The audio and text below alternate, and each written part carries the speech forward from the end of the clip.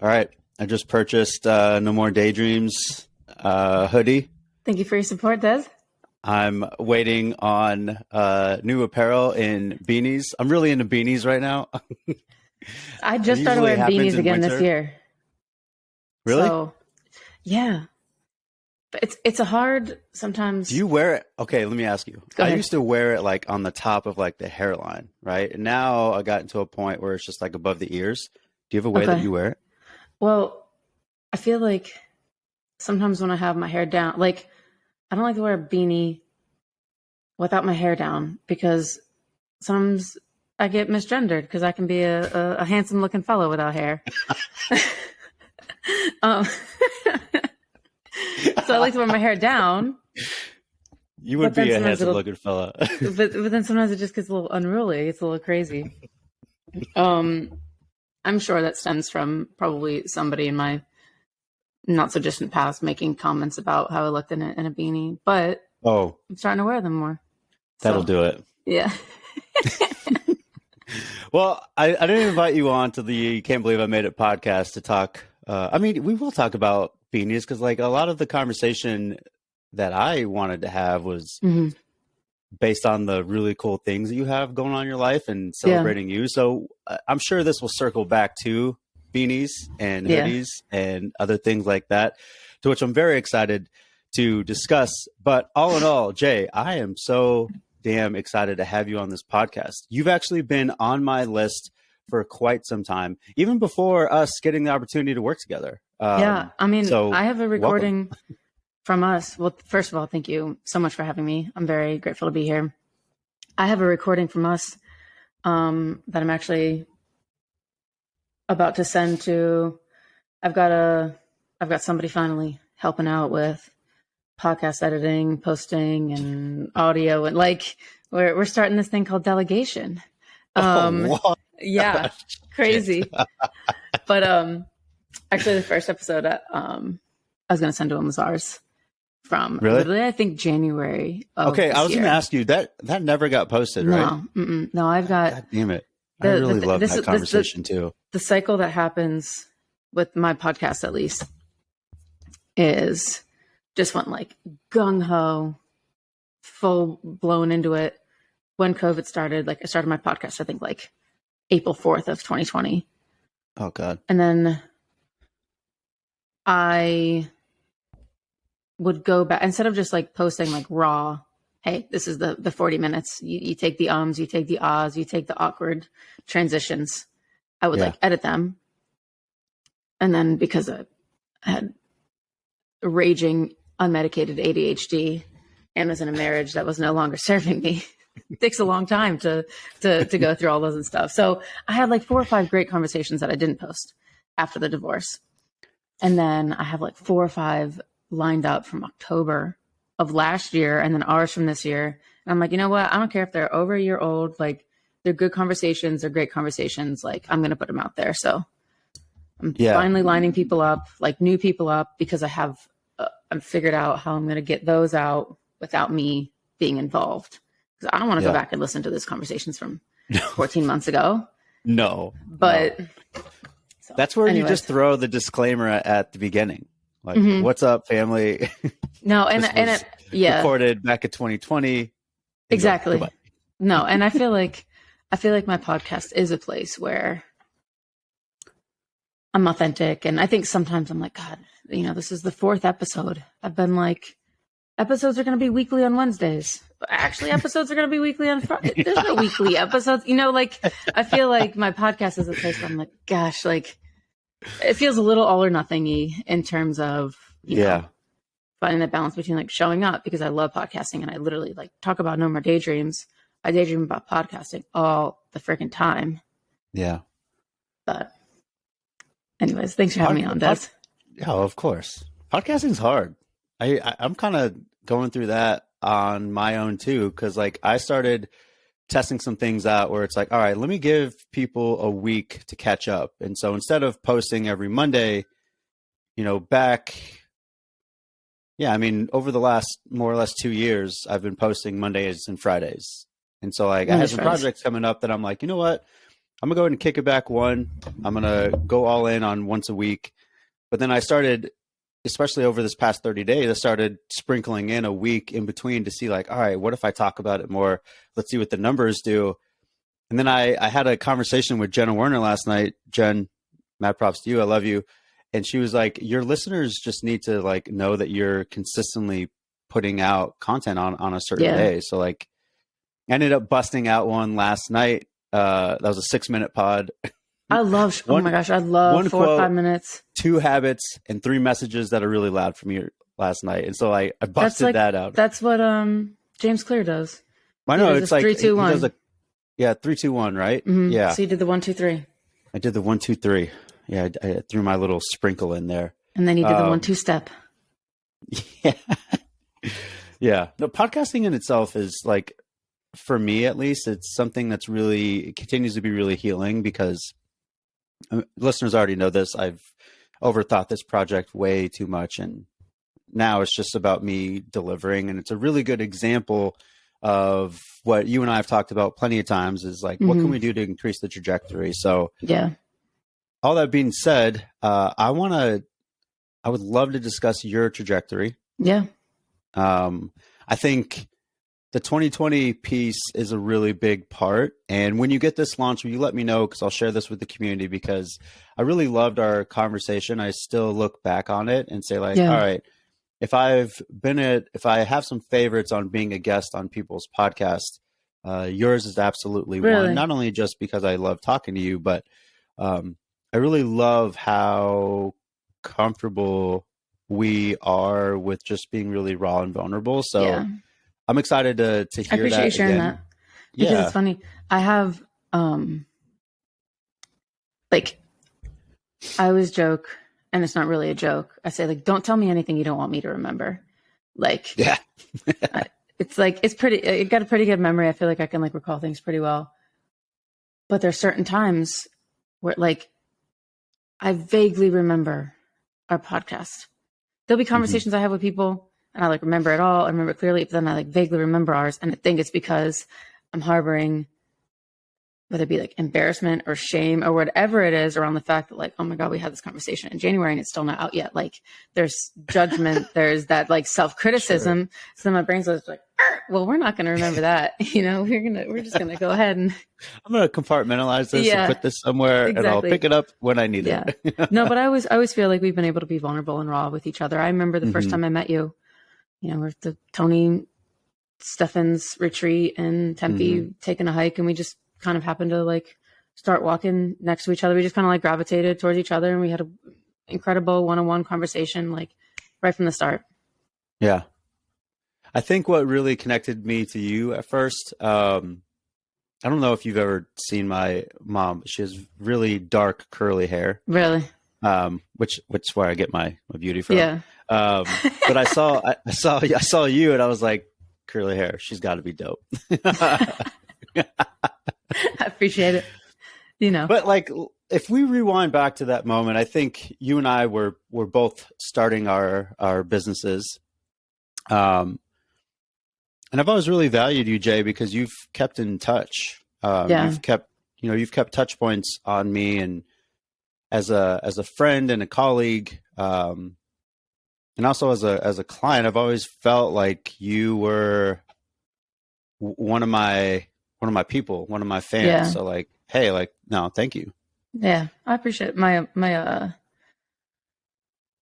since we've ended coaching, I've terminated a coaching relationship with one of my clients, and it kind of went as well as it could have gone given just like circumstances. You know, sometimes both parties take the L at times.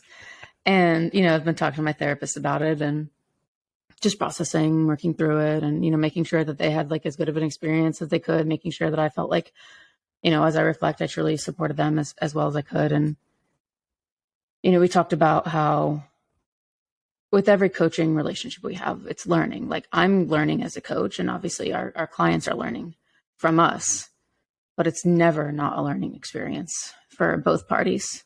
And my therapist she was like, 25 years. And I've still to this day, I'm always learning from my clients.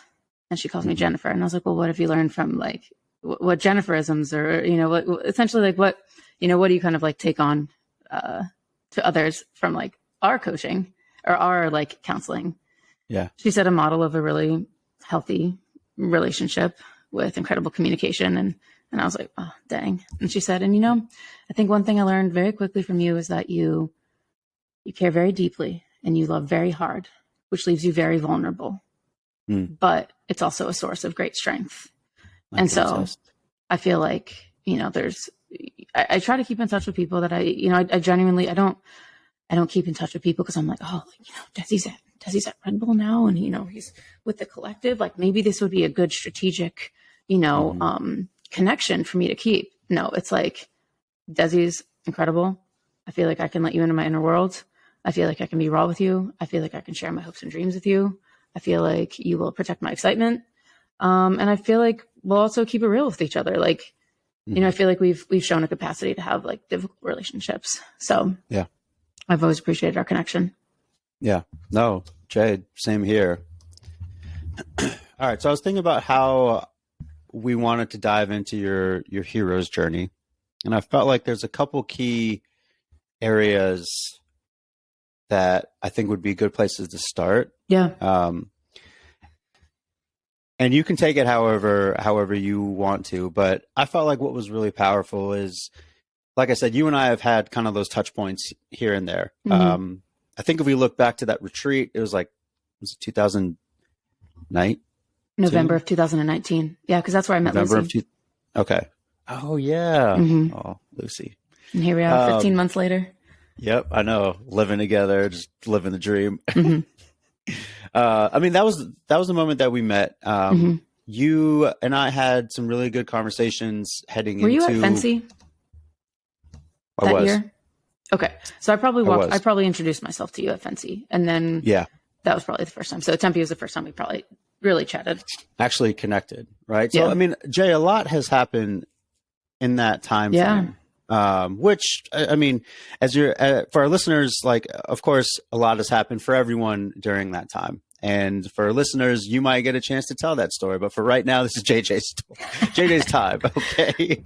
But a lot has happened in that time, Jay. Some really raw and painful, uplifting, like just all the things have happened since then. And I'm just wondering for you, as you look back,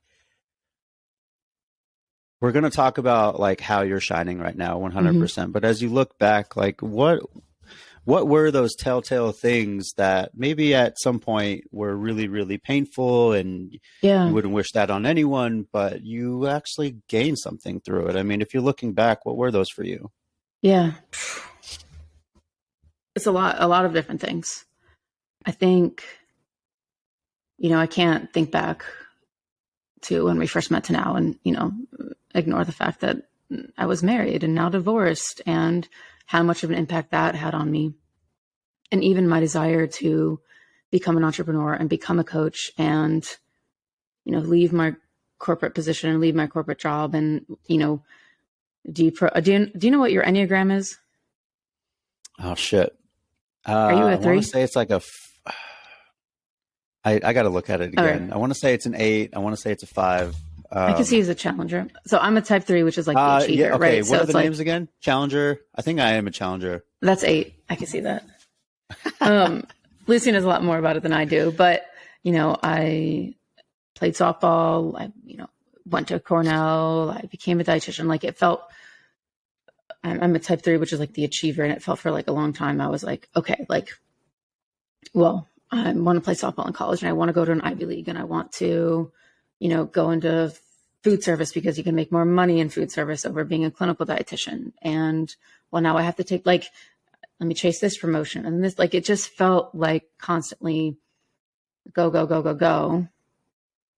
And when I actually paused to just like assess, like, you know, what do I want? You know, not what does society think I want? What do my folks think I want? What, you know, how do I keep up with my fellow like Cornellians or my peers? Like when I actually took a step back and figured out like, what do I want? It wasn't, you know, overseeing 3 hospitals as a food service director. It was doing coaching and forming one-on-one relationships and, starting a podcast and creating impact. So I think, between, really right after my internship, I feel like is when I started habit tracking and trying to be more like when I realized like, all right, I'm just going to keep chasing. I'm just going to keep spinning my wheels. Like, how do I slow down? How do I figure out, quote unquote, like what I want? And I wasn't sure. I was like, but we're just going to start with like the little things. And, am I getting sleep? Am I, nourishing myself? And it literally like the things that like we help our people with. And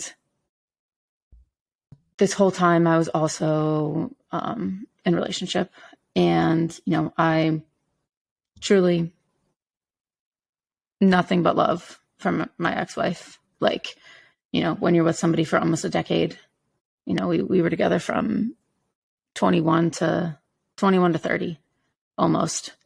So nothing but love, but there were a lot of things in the relationship, or there was a lot of things in our connection that, we both knew it. We were 25 when we got married. We were little babes. Like, there are a lot of ways in which such a young age. God, it's young. Like, I'm about to be 37 here in a couple of weeks, and I still feel young as fuck. Like, yeah. So, I think there's a lot of people pleasing, and there was a lot of appeasing, and there was a lot of not having direct conversations, and a lot of lying on both of our ends. It was just not a model of a good relationship that I want right now. And of course, every relationship has the capacity to change, but both parties have to be willing and ready to put in the work. And it was the most difficult decision I've ever made in my life, but made the decision to leave. And we're both now in new relationships. We're both now in incredible relationships. I think unfortunately, like, we had to learn a lot of lessons from one another, and we still continue to do so. And again, I sent her nothing but love, but I think the combination of, right, like realizing I'm not necessarily pursuing the career I want to pursue, and then also like, okay, well, now I'm in a marriage that like I no longer want to be in, but I felt like there's no other choice. I felt like, well, this is what you do. You get engaged, you get married, and this is just what relationships are like. And so I feel like the combination of those really helped propel me to where I am right now, and leaving and being an entrepreneur, because I also don't think that, with my relationship the way that it was, there wasn't that like unwavering faith in me to be able to do coaching. I also, didn't know how to advocate for myself and ask for certain things, and ask for the division of labor to be a little bit different. And, it just wasn't going to, set me up to live a life with, no more daydreams, a life where I'm, not daydreaming to escape from reality in a maladaptive way. I'm daydreaming because I'm like, oh, right. Desi and I are going to record tomorrow. Like, what are we going to talk about? What kind of energy do I want to bring to the podcast? Yeah. Now, to all this, I can't even remember your initial question, but looking back in the last couple of years, those are definitely like the two really big things.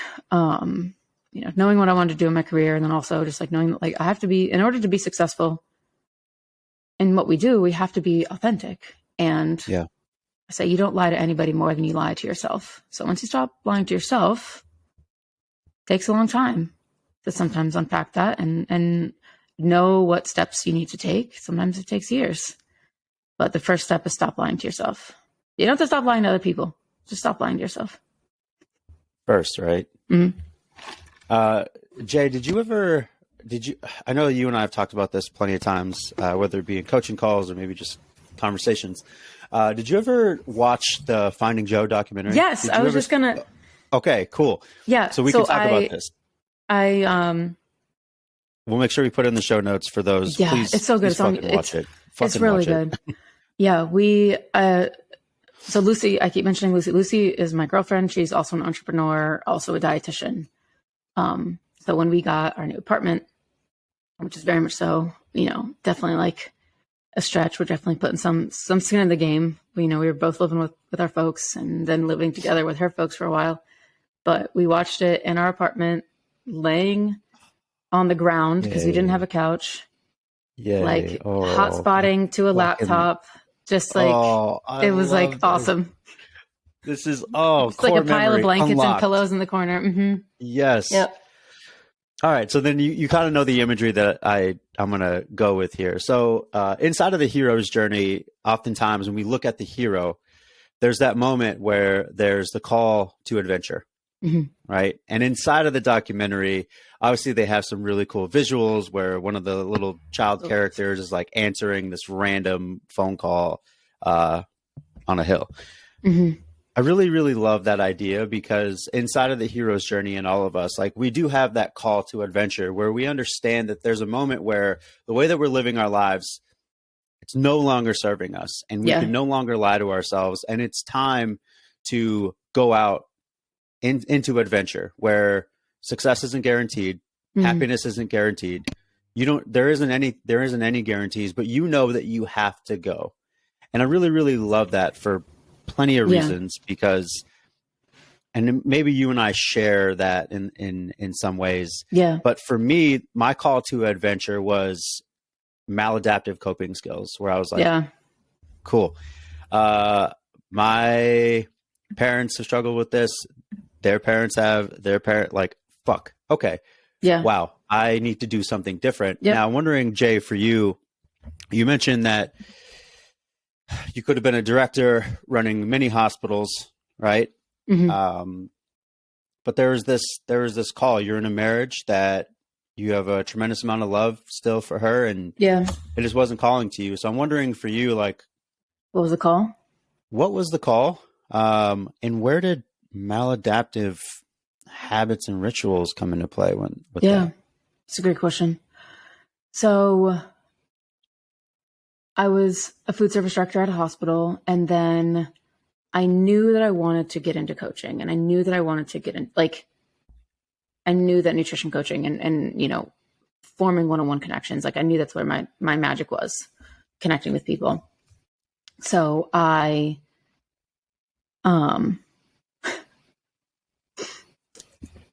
just remembering a part of this, sometimes I forget. So, sometimes when you're young and dumb, you're like, okay, well, maybe if, we get married, things will change. Or maybe if, we buy a house, things will change. So we bought a condo, beautiful condo. In no world were we financially like ready for that condo. And I paid like, it was all under my name because we were able to like put less down if it was a first time home buyer, all that, yada, yada, yada. So I remember this was October, November 2019. So right around when we met, I knew that I wanted to switch jobs to a less like more 9 to 5 and not like, just like 24/7, calls, texts, whenever. Like I couldn't, set my schedule up in a way where I knew that I'd be available. Like, yep, I'll be home at 6 p.m. for this call. So I knew I was going to switch jobs. I knew it was going to require a salary cut just because of what I was making and what I wanted to be doing. So I was applying to jobs. I was paying the entire mortgage. I asked on a couple of occasions, like, hey, can I have X amount to cover my credit card bill? Or, hey, can I have, X amount for, the HOA this month? And, the response I always heard was figure it out. Like, figure it Sounds out. About right. So I'm trying to figure it out. I'm trying to also get a different job that is not going to pay as much. I can't like afford life as it is already. Wanting to go to this retreat, knowing that it was going to be $3,000, knowing that conversation had already gone the way that it was just like so much. I ended up having like a mental, like broke down, like full blown panic attack, like laying on the ground, applying to drive for Uber, like didn't know what to do. And my wife at the time, so my ex-wife said, oh, I was, performing a social experiment to see how long it would take for you to crack. And I was like, oh, I didn't know people actually did that, like in real life. Well, here we are, I cracked. I love you too.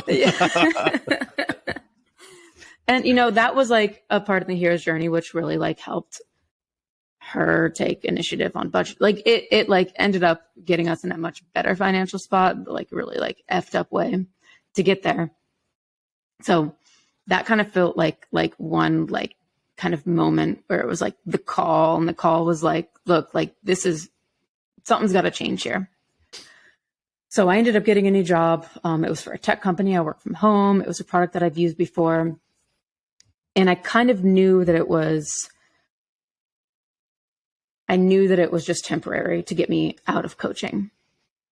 And I traveled sometimes for that job, and there was this work trip I was on, and the backstory on some of my maladaptive coping skills is that I had my birthday's on New Year's Eve, and on my 25th birthday, I had a pretty rough 25th birthday, and I essentially didn't drink for 3 years, except kind of end of 2020, right around this was happening. I was like, kind of started like, I'd have like a little pony of beer, or, I'd be like, oh, I'm going to go grab a little pony from the garage at my parents', but really like I'd go out, slam a beer, and then like bring the pony inside. So like secret drinking started to happen, or like reaching towards it more, or, smoking cannabis more. Like I started reaching towards these like really like maladaptive coping skills. Daydreaming, like my brand is called No More Daydreams, because I would, lay in bed at night and I'd picture, like a different job, a different life, like, just not things like in the realm of like possibility with the way that my life trajectory was going. And there was this particular work trip where, I won't get into too many details, but, my coworkers and I, like we had a very fun dinner that involved tequila shots and red wine, and turned into, me losing rental car keys, and my coworkers having to lie to HR on my behalf, and me having to lie, like just like so close to like so many things in life, like blowing up out of my control. Not that we ever actually truly have control, but I remember it was, 5:30 in the morning in November in Buffalo, New York. So it's dark, it's cold, it's snowing. Yes. I'm hungover.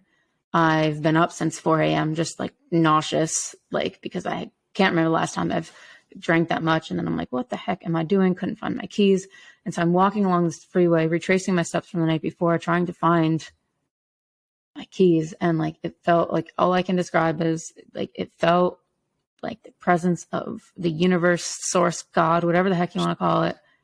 It felt like them saying like, hey, like, this is your last chance. Like, this is your last warning. Like, you can't, like, you have to take action.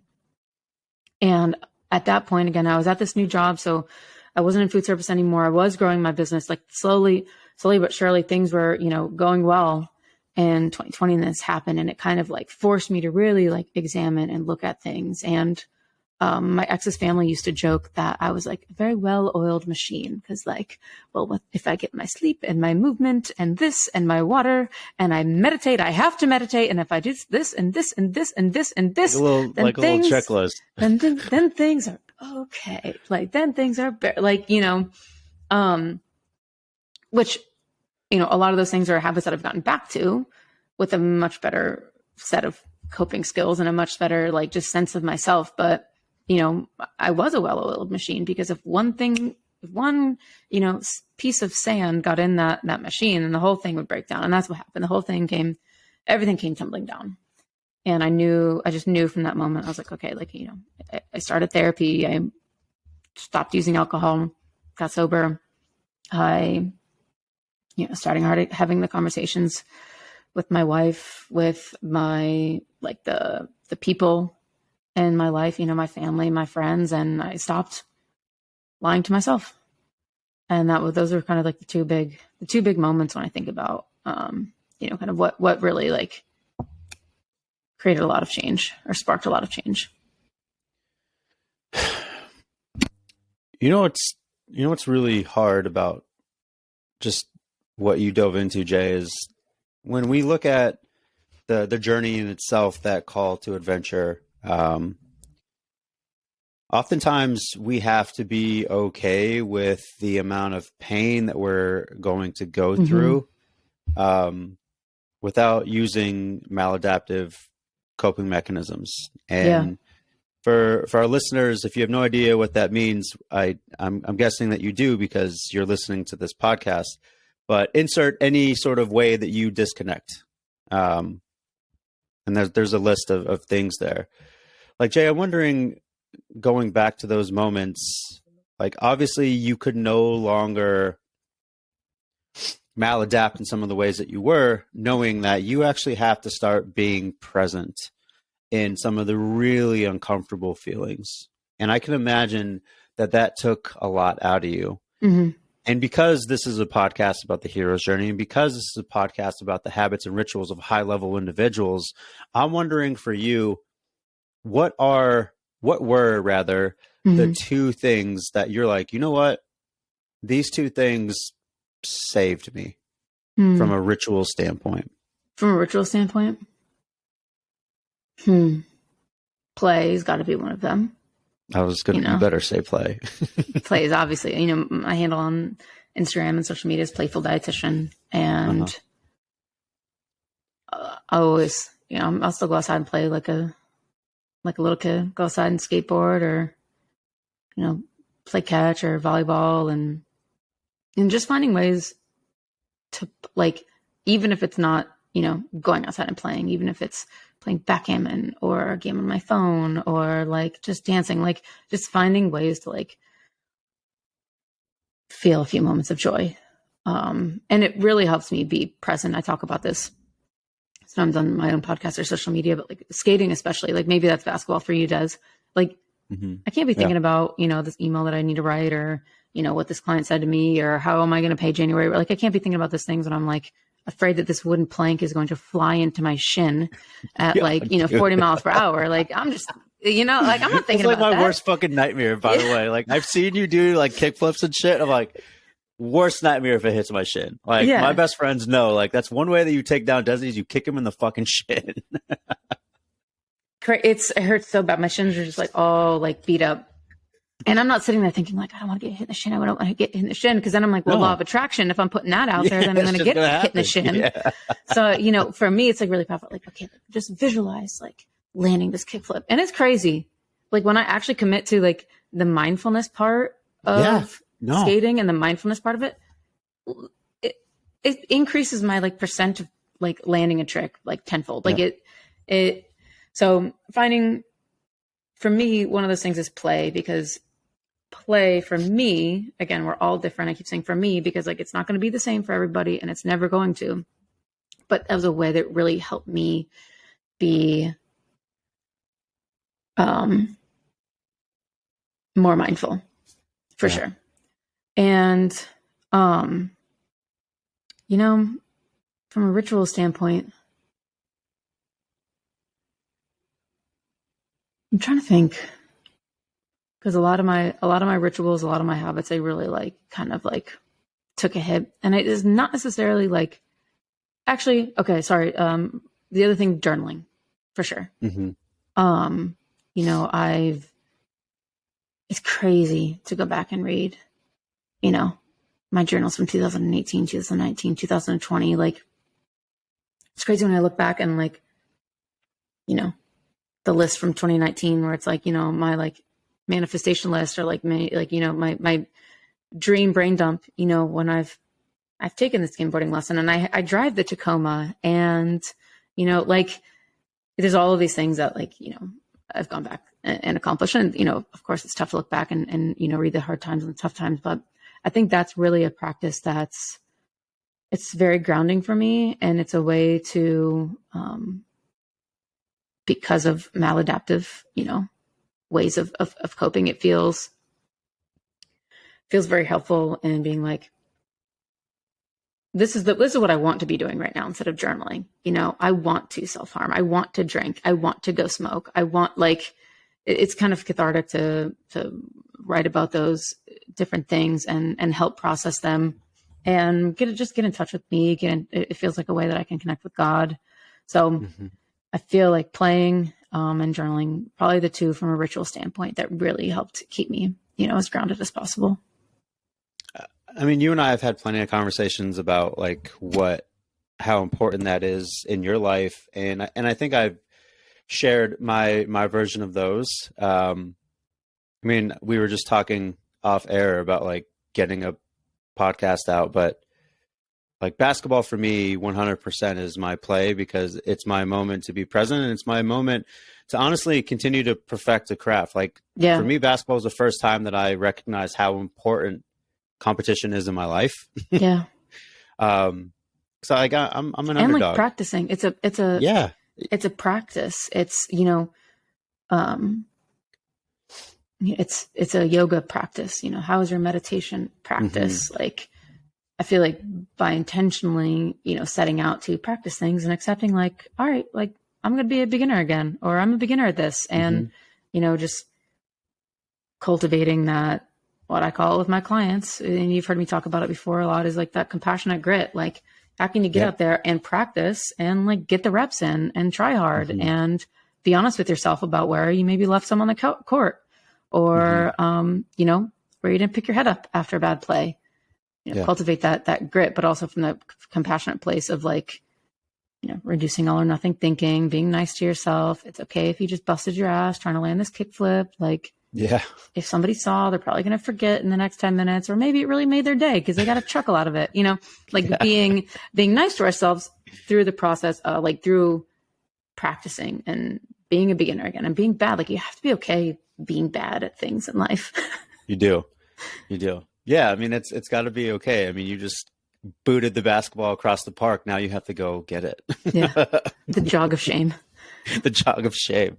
Well, I mean, I think the other piece here that I really, really love, Jay, is like the journaling piece, because I'm one of those weirdos where I deeply believe that time is not linear, and we get opportunities within our consciousness to kind of check in on different versions of ourselves. And I feel like journaling is a really nice look into vulnerability and comfort. I know that when I sit down and I journal, I do feel a deep presence of different versions of myself just coming in and be like, yo, we are good. Yeah. You are good right now. This is painful and you are good because we are good, type of thing. So I've always really valued, just in someone who has watched your behavior over the past 6 months or so, I've always really valued your intention behind like, okay, like how do I want to check in with myself? Okay, cool. Well, journaling is one way and play is another, because there's definitely been times just in our experiences together where a lot of imposter syndrome has come up, a lot of self-doubt, just a lot of things. And I've always really valued, Jay, your ability to go back to, okay, what works for me? And I can imagine your clients really value that about you. Yeah. And I'm honest with them too about like, hey, here's what I'm working on this week, or here are my goals for this week, or here's the way I've been struggling, or, just to make sure that they know that they're not alone, and that, I am confident that my approach leads to sustainable results, but I don't have it all figured out. And, we're all constantly learning and growing and evolving, but it's just been such a really powerful tool in the tool belt for me. And I think, like you said, like being vulnerable it's for me, it's easy to be vulnerable. I like to write. I love to write. I love writing cards. So just, being vulnerable, pen to paper. You don't have to necessarily, you don't have to say it out loud. You don't have to talk to anybody about it. But like, if you can't, like, again, we don't lie to anybody else more than we lie to ourselves. So if we can't be honest with ourselves in a journal or as we're reflecting or meditating, then it's just, life is hard. Life is suffering, right? That's like the core tenet of Buddhism, is that life is suffering. But if we can be honest with ourselves, and be honest with ourselves in a way that, we don't put ourselves down for or feel shame for, then the process, it's only going to be easier. It's not easy, but it gets easier. Yeah. And I'm, as a, nutrition coach myself, I think it's a wonderful tool to be mindful. But if somebody's like, I don't, it's not for me. Like, I think it's probably a worthy thought to explore. Like, well, why isn't it for you? What's your resistance? Have you ever tried? Okay, how have you tried? Well, what if we tried this? Like, like I feel like that's definitely a very worthwhile investigation that I often take. But I'm never going to try and like force somebody to do something that they don't want to do or that doesn't resonate. But at a minimum, some sort of self-reflection practice, some sort of reflection of, well, where am I maybe skirting responsibility? Where could I take more radical responsibility? Some sort of practice of self-awareness and taking ownership and autonomy for our life. Like that, I feel like at a minimum is like a ubiquitous ritual I would recommend to everybody. Yeah. I mean, Jay, you got a lot of really phenomenal things happening currently and that will happen that I am just personally really excited to see. I feel really excited to see you showing up continually, which is really cool to see. I love that for you. Mm-hmm. I've been showing up more. Yeah, you have. Hey, you have. And that was another reason why too, whereas like from a coaching perspective, like, yes, I would love to spend more time with you. And also like, you're ready. Go. Yeah. Go. And I think I really like our 6 months were great. And I feel like, gosh, it's funny. I think of our 6 months and the first thing I thought of was, like my journal, like my journals and journaling practice. And it felt like a really intense 6 months internally. Mm-hmm. It felt like a lot of subconscious work and agreements, like externally, that stuff is easy. That's, the writing the systems and the this and the delta, like finding a VA, like quote unquote, that's the easy part. But like the work that you helped, keep me accountable to and on board with, like, I feel like that's the stuff that's really easy to like not want to do and really easy to skirt away from. So I feel like, it was very foundational work. Mm-hmm. And being able to grow and evolve in business. Shoot, you said something about our time together and I wanted to add something and now I forget. I can't remember. Well, I mean, let's go back to the hero's journey, all right? So inside of this circular journey that we will continue to infinitely explore, mm-hmm.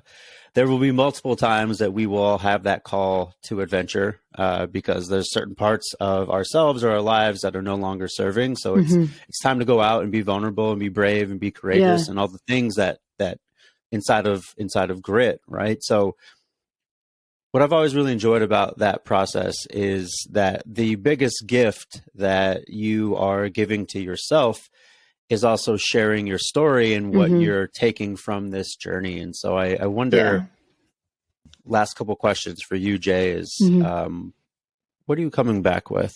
What are you teaching the individual that is really struggling with areas in their life and has some maladaptive coping mechanisms and has always felt this call, but really maybe life hasn't punched him in the face enough. Yeah. Like what are you gifting them? The single biggest thing that I've learned and what I really want to give to everyone else as much as I can, it's the gift of communication and like direct, compassionate communication. Mm-hmm. I think that it's one of like the most underrated, things that we need to be successful in this life. You hear talk, like, it's amazing how many people are, in therapy and doing this self-reflection. And, we're not responsible for our trauma, but we're responsible for our healing. And we're responsible for, making sure that we can handle our triggers and et cetera, whether we like it or not. Like that's reality. Yeah. And it's difficult to set boundaries if you don't like know how to communicate them, or you haven't even practiced communicating them. And especially like, I know a lot of, women experience this a lot, like, not being able to advocate for themselves or stand up for themselves, and not just women, everybody, but, helping teach people how to establish boundaries, how to speak up for themselves, how to say things directly, but also like super compassionately and calmly. Like, it seems unrelated to nutrition coaching, but there's like a lot of times where I coach my clients through conversations with their significant others. I coach my clients through conversations with, their families and setting boundaries around family. So the biggest gift that I want to give is the gift of helping people communicate more directly, more clearly, and just advocating for it. Like, we live, our society, so we are so indirect. I'm done reading social cues. Like, I can read the room. I read the social, like, I'm done, but I'm just done. I'm not, and that feels like a really big gift to give. And I think one that's really needed, and that bridges a lot of gaps. Like, I don't want to, I want to, whatever the antithesis of divisive is, I want to help us become more cohesive. Connected. Yeah, connected. I love that. All right. We're nearing the end. I always find it funny when I have guests on. They're like, yeah, would you mind sending me a list of questions or things like that? I'm like, no. I never do that. You get 2 questions that I ask everyone, and I'll give you those if you want to prepare for that. But I don't want any prep in. Me, I'd rather wing it. Yeah, exactly. But we do have 2 questions that we always like to ask our guests. So obviously this is the Can't Believe I Made It podcast. So the big question for you is, have you made it? And if not, what does making it look like in your current stage of life right now? Absolutely. I've made it, because I think, like, Lucy and I talk about this all the time of, like, I no longer look at it as like, am I successful in my career? Am I happy? Like, I want to feel like I've made it in life.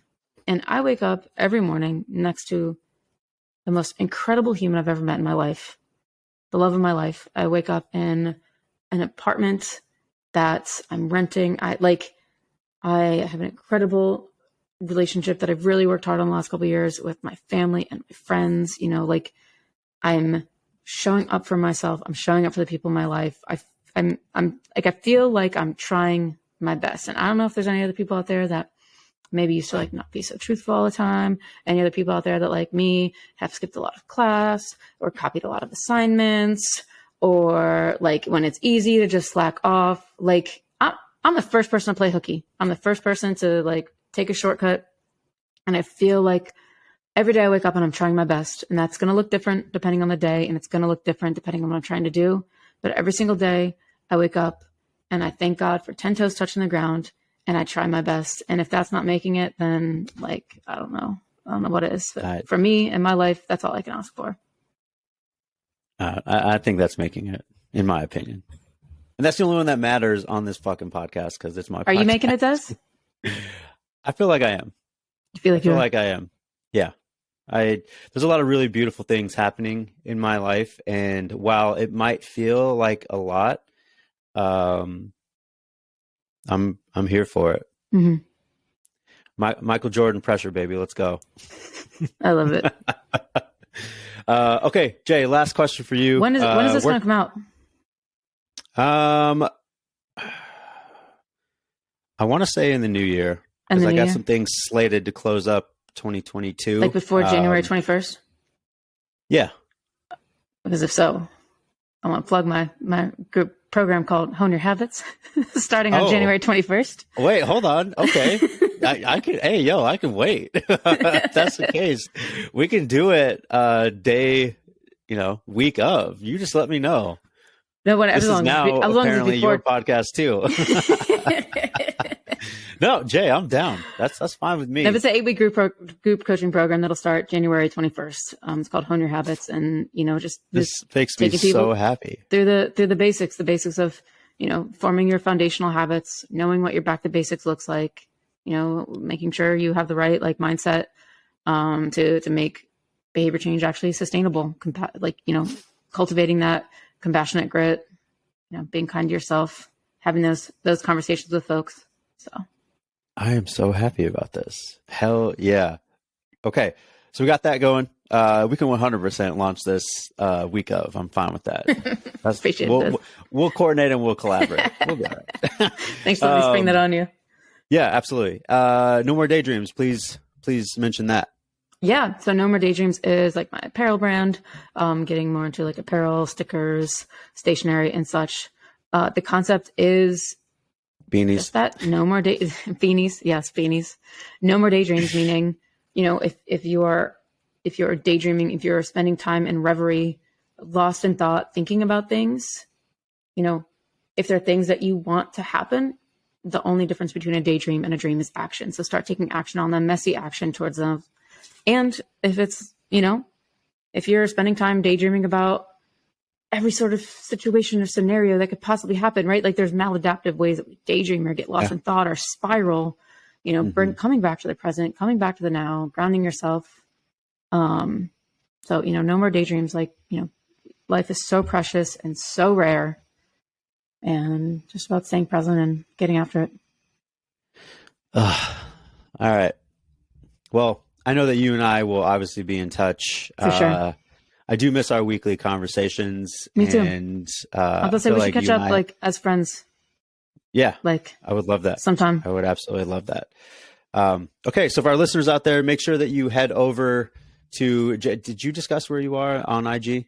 Playful Dietitian? Playful Dietitian at playful.dietitian. Okay. There we go. Make sure you give this phenomenal human a really good follow. Make sure you follow along her journey. I'm personally excited about it, having seen a lot of the foundational workings. I feel like I got a front row seat to a really, really beautiful story, and I'm excited to continue to see how it pans out. Give Lucy a hug for me. I will. Thank you for everything, Des. Absolutely. Okay. For listeners out there, make sure that you do that. Any of the things that we talked about, links and whatnot, movies, Finding Joe, we'll put that in the show notes. As always, this will get launched to celebrate JJ's launch in January. I'll catch you on the next one. Peace.